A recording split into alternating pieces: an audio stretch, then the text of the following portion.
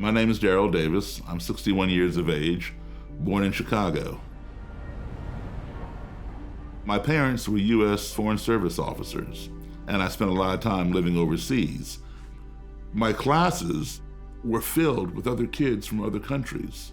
It was like an international school. But when I would return home here, I was either in all black schools or black and white schools. And there was not the amount of diversity in my classroom. And racism was something that was very foreign to me. In fact, I'd never even heard the term. My first racist experience, it was 1968, and I was 10 years old. I was one of 2 black kids in the entire school, and many of my friends were members of the Cub Scouts. So I joined the Cub Scouts. It was a lot of fun, and we had a parade, and my den mother had let me carry the American flag. Everything's going along smoothly, and then I was suddenly being hit, with bottles and soda pop cans and rocks and just, I guess, debris from the street. Now, because I had no precedent for this kind of behavior, I just assumed that the Scouts were under attack. Those people don't like the Scouts. I did not realize that I was the only Scout under attack. For the first time in my life, my mother and father sat me down and explained to me what racism was. My 10-year-old brain could not wrap itself around the idea, and I thought my parents were lying to me. On April 4th, that same year, 1968, Martin Luther King was assassinated. Martin Luther King was shot and was killed tonight. Every major city burned with violence and destruction, all in the name of racism. And it was then that I realized my parents had not lied to me. This thing called racism does exist, but I didn't understand why. How can you hate me when you don't even know me? 51 years, I've been looking for the answer to that question.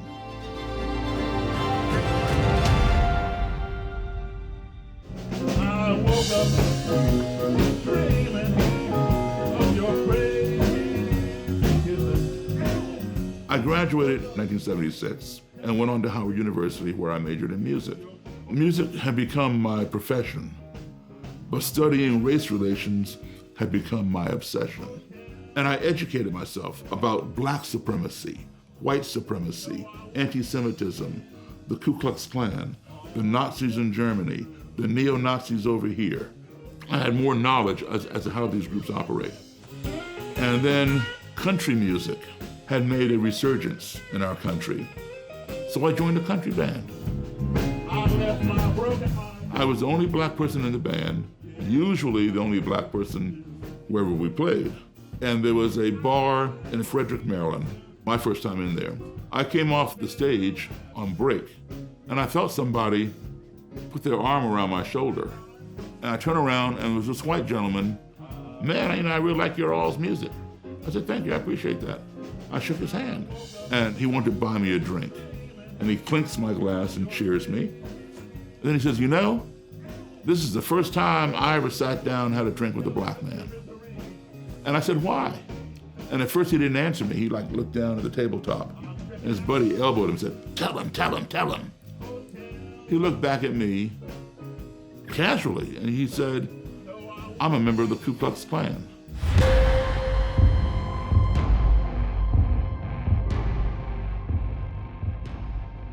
The guy gave me his phone number, and he wanted me to call him anytime I was to return to this bar with this band, because he wanted to bring his friends, meaning Klansmen and Klanswomen, to see this black guy play piano like Jerry Lee Lewis.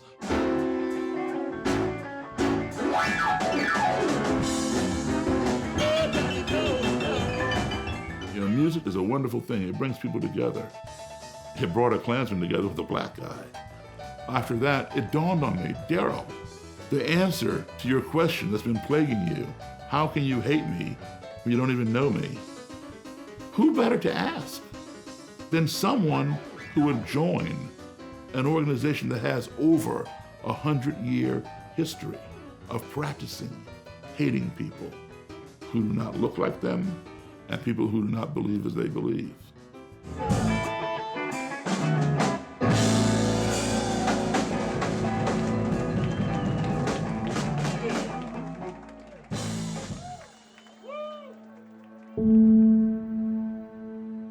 My name is Scott Shepherd. I'm 59 years old. I was born and raised in Indianola, Mississippi. I came from a very dysfunctional family. My dad was a very violent alcoholic. I had low self-esteem. I didn't like myself. I didn't like anyone, actually. I had a lot of anger in me. I was looking for just a place in life, something. And actually, the main thing I guess I was looking for was love, because I didn't feel that at home.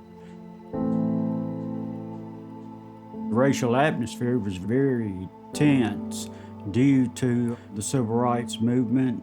It was one of those cities, railroad tracks that run through the middle of town. Whites lived on one side and blacks lived on the other. From my years of 17 on up, I was involved with not just the Ku Klux Klan, but other white supremacist groups, where as soon as I took the oath, I had an immediate feeling of importance. I spent very close to 20 years of my life in the white supremacist movement. I had this little bitty voice in the back of my head all the time. I mean, from day one, wondering, saying, do you really believe the things that you're doing? My mother was not racist. My dad was not racist.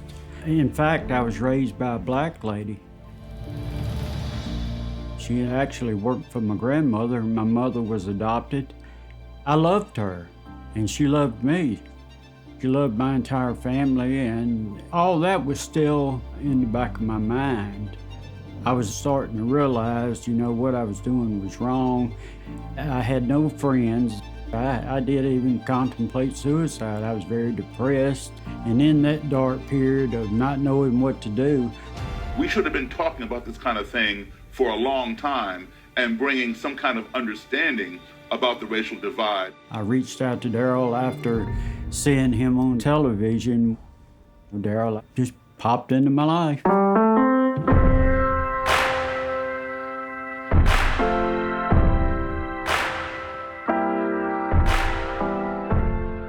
Just the actions of him responding, I started feeling better inside, and I started having just a little bit of hope. Daryl extended his hand and actually just extended his heart too, and when we became brothers. And I withdrew from the race. Daryl saved my life, really, because I had lost relationships with my family. One of my twin boys started picking up on the things that I was doing inside the Ku Klux Klan, and I'm very fortunate that I got out or changed my life before my son got involved. Our relationships became positive again, and then I was able to start developing another relationship with my daughter, and I'm able to visit with my granddaughters. I didn't even know them, but we got a great relationship with them now. I learned a lot from Daryl. We found a lot of things in common, and I mimicked Daryl to try to do the same thing and try to help some of these people that are involved. If it wasn't for Daryl, I'd still be stuck in that hole not knowing what to do, and I couldn't help anyone. How do you feel today, a black man holding this robe and hood? Well, actually, I no longer need that. I no longer need that robe and that hood to feel powerful for where I'm at now. It means a lot to me that you have the robe because of the relationship that you and I have built. I gave up something that really made me feel important and made me feel like I was someone, and I gave it to you.